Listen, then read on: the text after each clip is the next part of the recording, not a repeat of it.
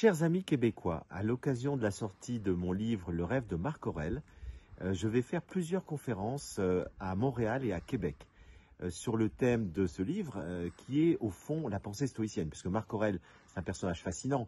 C'est un empereur du IIe siècle qui a vécu toutes sortes, qui a connu toutes sortes de difficultés dans sa vie, de tragédies, de guerres, d'épidémies, de trahisons, etc. Et il a malgré tout gardé la sérénité parce qu'il était un philosophe stoïcien. Et ce sont donc les clés du stoïcisme dont je vais vous parler à l'occasion de la vie de Marc Aurèle. Et parce que ces clés restent totalement d'actualité. D'abord parce que on est dans un monde difficile, dans un monde de plus en plus chaotique, où il est de plus en plus difficile de garder la sérénité. Alors on va essayer de comprendre comment les stoïciens nous aident à conserver la paix intérieure.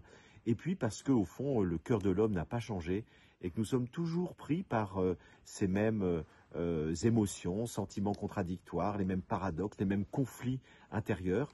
Et donc la pensée stoïcienne, qui est cette grande pensée de l'Antiquité, est toujours d'une très grande actualité.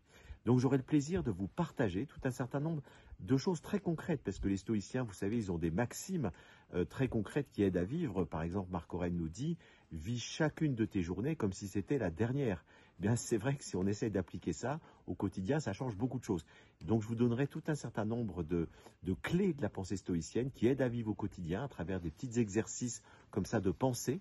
Et puis, je vous expliquerai les grandes lignes de la pensée stoïcienne, qui est une pensée philosophique extrêmement profonde, qui a toute une vision cosmologique, c'est-à-dire qu'ils ont une conception du cosmos que je trouve extrêmement pertinente, notamment dans le cadre de la pensée écologique actuelle, puisqu'ils nous disent que tout est relié, tout est interdépendant, et que toute action que nous menons a un impact sur l'univers entier. Et puis nous verrons comment les stoïciens nous parlent du destin, et nous expliquent que nous avons tous une destinée, et comment nous pouvons du coup apprendre à vivre avec cette conception-là. Donc ce sont tous ces thèmes que je vais avoir le plaisir d'aborder avec vous, et je me réjouis de vous retrouver bientôt. Alors dépêchez-vous parce que les places s'envolent, et donc j'espère vous retrouver bientôt à Montréal et à Québec au mois de mars pour ces conférences.